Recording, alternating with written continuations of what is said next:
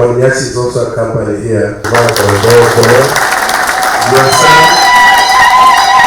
who is here, is the dear wife, Professor Bosco Ororo.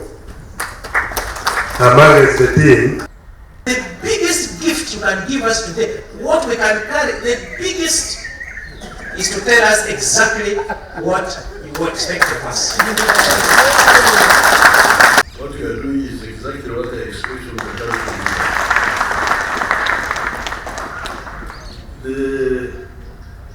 When we restored cultural leadership, in the view of the NRM, we didn't see the incompatibility between culture and modern government, if each one does their work properly. Why? This is because a modern democratic government, there are certain things it may not do well or do at all. If you look at the issue of the language, the Langi language, the Nyankole language, in the Republic of Uganda, we use English as official language and Swahili as the regional language. Nobody has banned the local languages, but who is promoting them and taking care of them? This is where the cultural leadership comes in.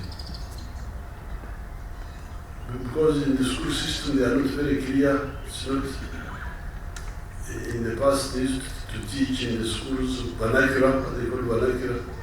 I don't think it is taught these days in the school system. So the cultural institution can definitely look at that angle of the language.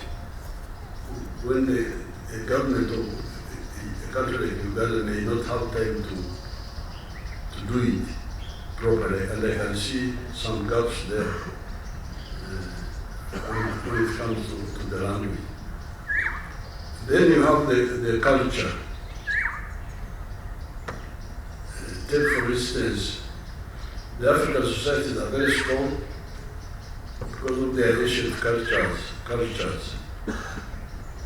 One of them, the exogamous nature of our tribes. Exogamy means when you marry outside your clan. You don't marry within the clan. When you marry within the clan, they call it endogamy.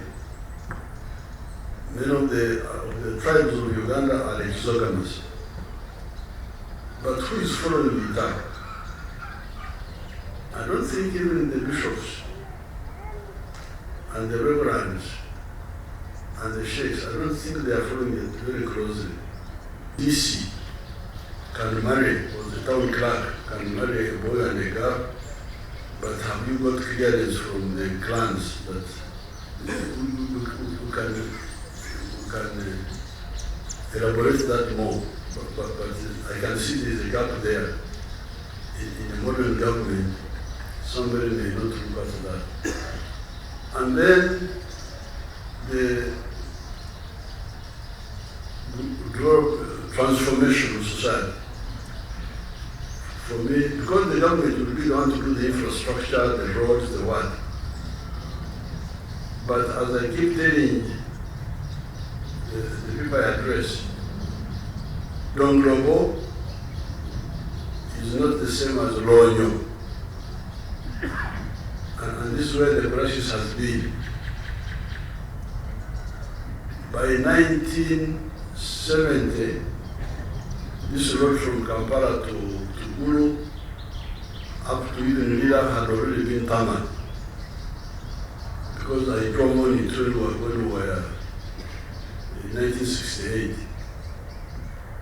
The section which was not tarmac was the one from Lila to Soroti. So Donglobo was there, development.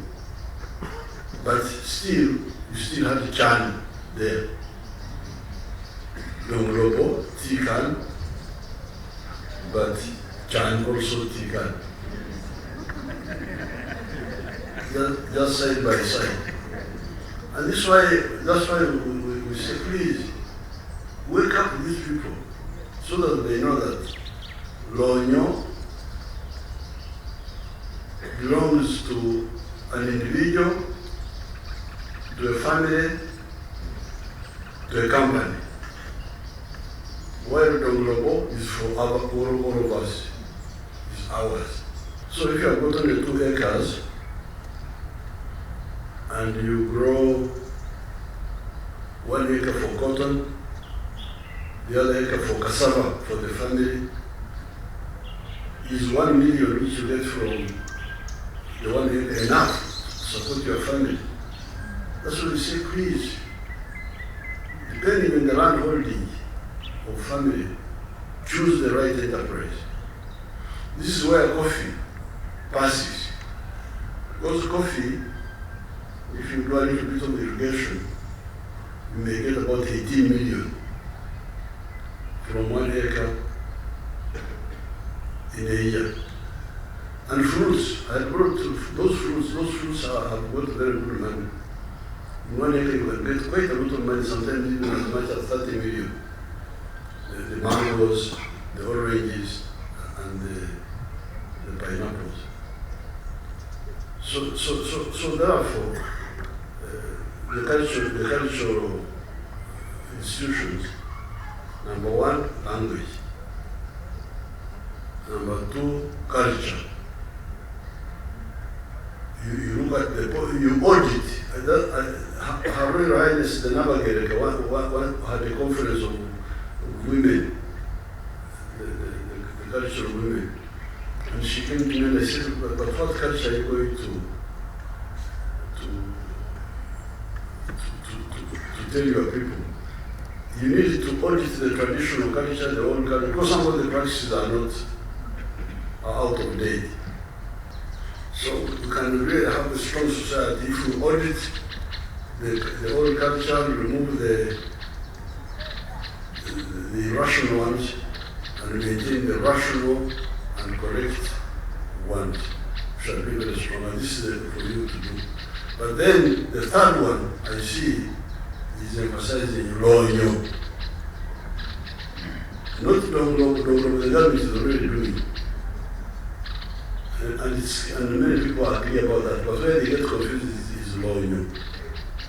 In my view, these are the 3 tasks which the cultural leaders can very pursue. Of course, the other one is education, which you can, education, what you are talking about, and a bit on health also. Because when you preach against the alcohol, against malaria, which brings AIDS, so you can definitely make a contribution. So I can see the 4 or 5 areas: the language, the culture, the Lonyo, the Kwan, education, supporting the Yotko by talking. You don't treat people, but you talk, you advise. So I can really straight away see like 5 areas where the cultural leaders can directly deal with or participate in. Some of the areas they can deal with are the leaders. The biggest gift you can give us today, what we can carry, the biggest is to tell us exactly what you expect of us. Pioneering coffee and cocoa farming in Lango, I appreciate your guidance, Your Excellency. That we We should promote this, growing these two crops, cash crops in Lango, but without neglecting food crops, so that we prevent hunger and malnutrition from coming up. We agree, and I agree totally with that observation. Another one which I mentioned to you, I just want to repeat it, to echo it, is the Wonyaji Endowment House. This is to provide economic base for the institution of Wonyaji into perpetuity. If we build a 7-floor house in Kampala Road, called Wonyaji House, oh my God, it will be such a great asset for the institution.